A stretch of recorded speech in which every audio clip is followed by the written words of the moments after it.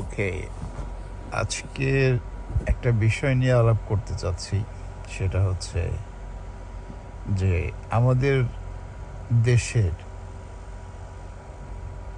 বাংলাদেশের যে উন্নতি, সেটা গত 53 বছরে আমরা দেখেছি কিভাবে উন্নতি হয়েছে বা কতটুকু হয়েছে, কতটুকু হয়নি। এবং সামাজিক যে পরিবর্তন হওয়ার কথা ছিল সেগুলো আদৌ কি হয়েছে কিনা, যেটা হয়নি। আমরা জানি আমরা এটা হয়নি, আমরা পাইনি। বিভিন্ন সরকার ছিল, একই সরকারই মোটামুটি ঘুরে ফিরে, হয় আওয়ামী লীগ, নয় বিএনপি, নয় না হয় কোনো একটা, এই মেজরই এই দুইটা দলই ছিল বা তাদের ছত্রছায়ায় ছিল। কিছুদিন আর্মি ছিল, বাট এরাই হচ্ছে দুইটা প্রধান দল। দেশটাকে পরিবর্তন করতে চাইলে তারাই করতে পারতো, কিন্তু তারা করে নাই। তার মানে বোঝাই যায় যে আওয়ামী লীগ বিএনপির কোনো সদিচ্ছা নাই। আর আরেকটা দল হচ্ছে ধর্মীয় দল, বিভিন্ন গ্রুপ সাব গ্রুপ আছে তাদের। এই ধর্মীয় দলগুলোরও কোনো দেশের উন্নতি করার সদিচ্ছা আছে বলে মনে হয় না এখন। সেটা কেন? কারণ হচ্ছে তারা সব কিছু ধর্মীয় আঙ্গিকে দেখেন। মানে যেই ধর্ম, মানে মুসলমান ধর্মের কথা বলে ওনারা লাঠি নিয়ে ঝাঁপ দিয়ে পড়েন, মানুষকে অ্যাটাক করেন, মহিলাদের আক্রমণ করেন, বা হিন্দুদের উপরে ঝাঁপিয়ে পড়েন, বা অন্য ধর্মের অবলম্বী যারা আছেন তাদেরকে আক্রমণ করেন। এটা তো কি ইসলামে শেখানো হয়েছিল?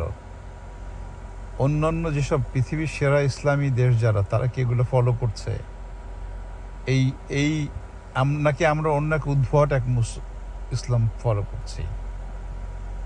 এই যারা, হ্যাঁ, যারা, অবশ্যই আমরা একটা উদ্ভট একটা ইসলাম ধর্ম পালন করছি, যেই ধর্মের সাথে আসল অরিজিনাল ইসলামের কোনো কোনো মিলই নাই। এবং সেটার কারণ হচ্ছে যে আমাদের ধর্মীয় নেতা যারা রয়েছেন তারা সবাই হচ্ছে মতলববাজ।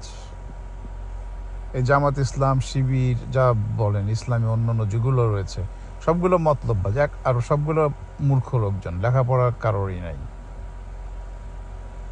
এখন ব্যাপার হচ্ছে যে কিভাবে, মানে একটা, মানে আমরা যে ভালো একটা সোসাইটি তৈরি করব, সেই সোসাইটিটা কিভাবে তৈরি হবে, মানে ভালো কাজ করার মধ্যে। এখন আমরা ভালো কাজটা কিভাবে পরিমাপ করব?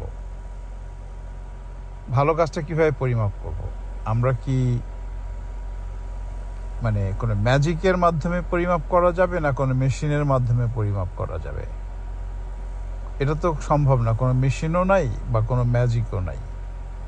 কিন্তু একটা জিনিস বোঝা যাবে, যে যেই কাজগুলো করলে সারা দেশের মানুষের উপকার হবে, তাদের জীবনযাত্রার মান উন্নয়ন হবে, তাদের সাফারিংটা কমবে, তাদের অর্থনৈতিক উন্নয়ন হবে, তাদের শিক্ষার হার বাড়বে, তাদের অর্থনৈতিক সামাজিক উন্নয়ন হবে,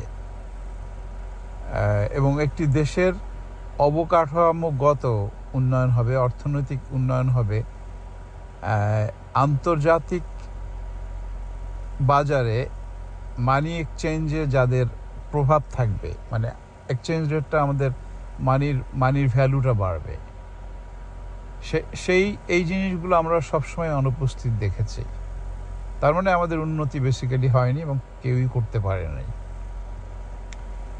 এখন কথা হচ্ছে যে এই যে কেউ, কোনো দলই যে করতে পারলো না, হ্যাঁ, তো সেটাকে আমরা কি মাথায় রাখছি? সেটা কি আমরা গ্রামে গঞ্জে যারা আছেন তারা কি বুঝতে পারছেন? তাদেরকে কি বোঝানো হয়েছে যারা এই এই এই এই জিনিসগুলো আমাদের দরকার? আমাদের সমাজের উন্নয়নটা আমরা কিভাবে দেখব? আমরা কি অন্ধভাবে একটা ধর্মীয় রাজনীতিকে ফলো করব, যেই রাজনীতির সাথে আমাদের মুসলমান ধর্মর, অরিজিনাল মুসলমান ধর্মের কোনো মিল নাই? এই যে মাদ্রাসার ছাত্রদের শেখানো হচ্ছে কি, মানে সম্পূর্ণ ভুল জিনিসগুলো শেখানো হচ্ছে মাদ্রাসার ছাত্রদের। তাদের মানসিক একটা ক্লিনজিং করা হচ্ছে, মানসিকভাবে একদম পুরা তাদেরকে অন্ধ কিছু বিশ্বাস ঢুকিয়ে দেওয়া হচ্ছে, যেটার সাথে আমাদের সত্যিকারের ইসলামের কোনো মিল নাই, এবং সেটার জন্য দায়ী এই ইসলামী নেতাগুলো। এবং এই মাদ্রাসার ছাত্রদের আমি বলবো যে আপনারা সঠিকভাবে দেখুন, যে ইসলামের সঠিক ইতিহাসটা দেখুন, যে আমাদের বাংলাদেশের যে ইসলামটা আমরা ফলো করি, এই যে মহিলাদের আক্রমণ করা, সেটা কি কোনো ইসলামিক, ধরেন আমি একটা উদাহরণ দেই, কাজাকিস্তান, উজবেকিস্তান, তারাও মুসলমান দেশ, কিন্তু আপনি কোনো দিন ওখানে মেয়েরাও প্যান্ট পরে ঘুরতেছে, সবাই মুসলমানরা, তারা মুসলমান ধর্ম একদম সঠিকভাবে পালন করছে মুসলমান ধর্মগুলোকে, কিন্তু তাদেরকে কেউ আক্রমণ করতে যাচ্ছে না। কোনো মাদ্রাসার ছাত্ররা তাদেরকে বলছে না যে আপনি জিন্স প্যান্ট পরে কেন ঘুরছেন, এটা হচ্ছে না। সুতরাং আমাদের লিডার, আপনাদের মাদ্রাসার শিক্ষকরা বা মাদ্রাসা ধর্মীয় নেতারা যদি আপনাদেরকে বলে, মাদ্রাসার ছাত্র আপনাদেরকে যদি বলে যে তোমরা আক্রমণ করো, আপনারা আক্রমণ করবেন না। আপনারা ভেবে দেখবেন যে আমরা কি আসলেই ইসলামে এই জিনিসগুলো বলা হয়েছে কিনা। কাউকে আক্রমণ করা, রাস্তাঘাটে এরকম গিয়ে পিঠায় মেরা ফেলা, অন্য ধর্মাবলম্বী যারা রয়েছেন তাদেরকে সামাজিকভাবে নিগৃহীত করা, আক্রমণ করা, এটা কি বলা হয়েছে কিনা। আপনি দেখেন এই উজবেকিস্তান, কাজাকিস্তানের সমাজে গিয়ে দেখেন অন্য ধর্মের লোকজনরাও শান্তিতে বসবাস করছে। এইটা যতদিন পর্যন্ত আপনি অন্য ধর্মের বা যারা মাইনরিটি, বা যারা মাইনরিটি বলতে মহিলা, শিশু বা অন্য ধর্মের যারা, এদের যে অধিকার, এটা যদি প্রতিষ্ঠিত না করতে পারেন, তাহলে সেই ইসলামের কোনো মূল্যই নেই।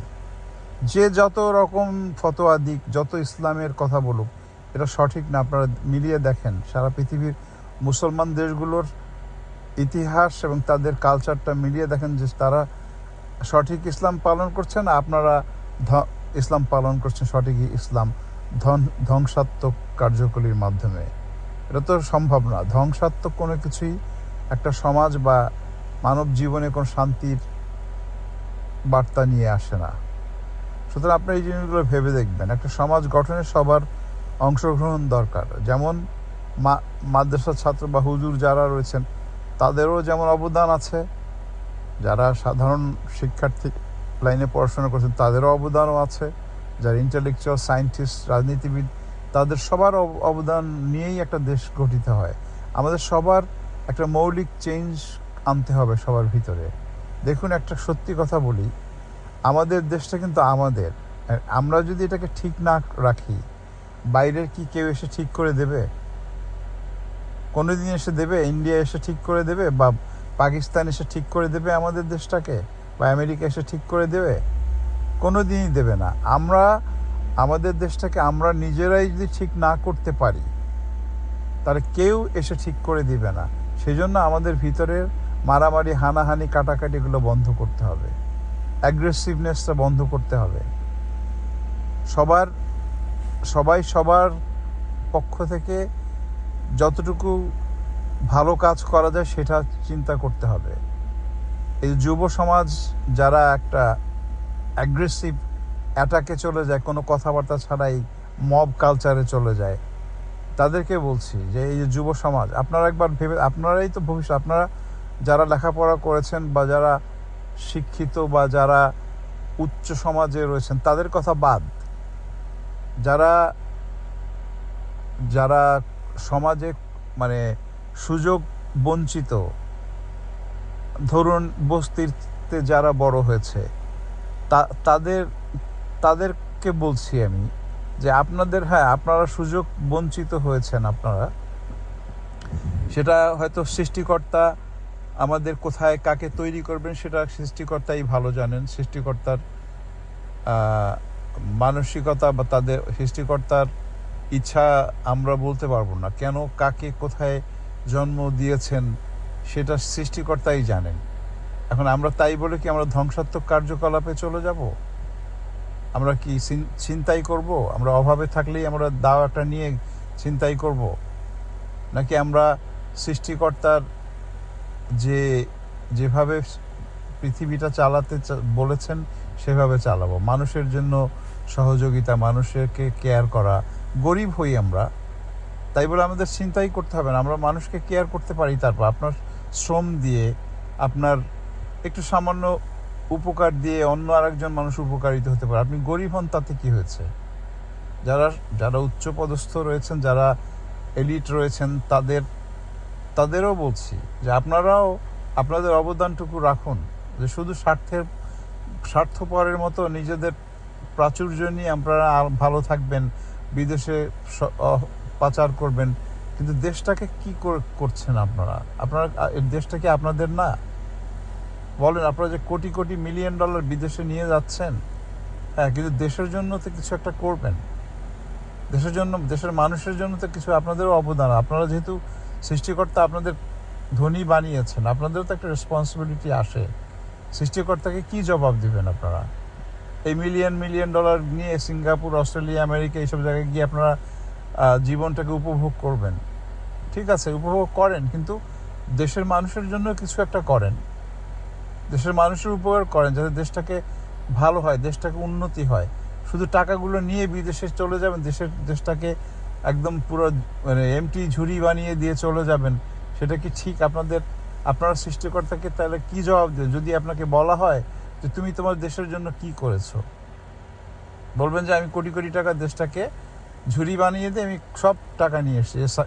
এস আলম গ্রুপের মতো, বসুন্ধরার মতো। এই বসুন্ধরা মানুষের বেআইনিভাবে জমি জমা দখল করে তারা সেটাকে বিভিন্নভাবে নিজেদের নামে লিখিয়ে আইনি মানে ভূমি মন্ত্রণালয়ে পয়সা ঘুষ দিয়ে জাহাজদের কিনে নিজেদের পক্ষে রায় করিয়ে নিয়েছে। এরকম ইতিহাস সবসময় আমরা দেখেছি এবং প্রমাণও রয়েছে সেরকম। তো এই সব লোকজন যে মানুষকে ক্ষতি করে নিজেরা বড় হয়েছে, কিন্তু মানুষের জীবন কতটা সংক্ষিপ্ত দেখেন। মাত্র 70-80 বছর বাঁচবে সবাই। কি ভয়ঙ্কর ভাবে একজন মানুষকে একজনকে মেরে ফেলে শুধু লোভ আর পয়সার জন্য। আরে ভাই, 2 দিন পরে তো সবাই মারা যাবে। 70-80 বছর আমাদের জীবন, এইগুলো কি দরকার আছে? বরং আমরা নিজেদের দেশটাকে কিভাবে সুন্দর করব, দেশের মানুষ কিভাবে ভালো থাকবে, সেগুলো চিন্তা করি। দেখেন, কত মানুষের কত পয়সা, কিন্তু দেখেন মনে শান্তি নাই। কেন? কারণ হচ্ছে তাদের পারপাসটা ঠিক নাই। আপনি যখন একটা পারপাস খুঁজে পাবেন, জীবনে বেঁচে থাকার জন্য অর্থ দিয়ে শান্তি হয় না, মানুষের শান্তি হয় হচ্ছে পারপাস দিয়ে। আপনি কেন বেঁচে থাকবেন, কি জন্য আপনি এই পৃথিবীতে এসেছেন এবং কি জন্য বেঁচে থাকবেন, সেই পারপাসটা আপনাকে খুঁজে বের করতে হবে। তাহলেই আপনি শান্তি পাবেন, পয়সা দিয়ে না। আপনার সঠিক যে উদ্দেশ্য, বেঁচে থাকার যে উদ্দেশ্য, সেই উদ্দেশ্যটাকে খুঁজে বের করতে হবে। এটা হচ্ছে মানব কল্যাণ, দেশের কল্যাণ, মানুষের কল্যাণ, প্রকৃতির কল্যাণ, যে টেক কেয়ার করা সব কিছু, প্রকৃতিকে, পশু পাখি, আমাদের মানুষের টেক কেয়ার, যারা অসহায় অবস্থায় আছেন তাদেরকে সহযোগিতা করা। আমাদের কিছু নয়, আমরা একটু লেবার দিয়েও সেটাকে হেল্প করতে পারি। আর যাদের কাছে অ্যাবিলিটি আছে, পয়সা দিয়ে, তারা আসুন এগিয়ে সেই জিনিসগুলোকে। আপনারা হয়তো অতীতে অন্যায় করেছেন, কিন্তু আমরা তো চেঞ্জ হতে পারি, তাই না? আমরা মানসিকভাবে একটু চিন্তা করে দেশের কল্যাণটা একটু করি, দেশটাকে একটু, চলুন আমরা সবাই মিলে একটু দেশটাকে উঠাই, দেশটাকে উপরে আনি। যার যেরকম অবস্থা থেকে সেভাবেই দেশের ভালো কাজ করি। আর এই অশুভ অসাধু রাজনৈতিক লোকদের কথাবার্তা না শুনি, এদের পিছনে না দৌড়াই, নিজেদের কল্যাণে বা অন্য মানুষের কল্যাণে কাজ করি। সেটাই হচ্ছে আমাদের হওয়া উচিত, আমাদের লক্ষ্য। আসুন আমাদের দেশটাকে ভালোবাসি সবাই মিলে, সব মানুষ, সবাই যার যার জায়গা থেকে ভালোবাসি, দেশটাকে একটু উন্নত করি। একটা সময় হয়তো আসবে, যদি আমরা এরকম করতে পারি, আমরা গর্বিত হব যে আমরা আমাদের দেশের জন্য কিছুটা, সেটাও একটা শান্তির ব্যাপার হবে মনে হয় আমাদের সবার জন্য। ভালো থাকবেন সবাই।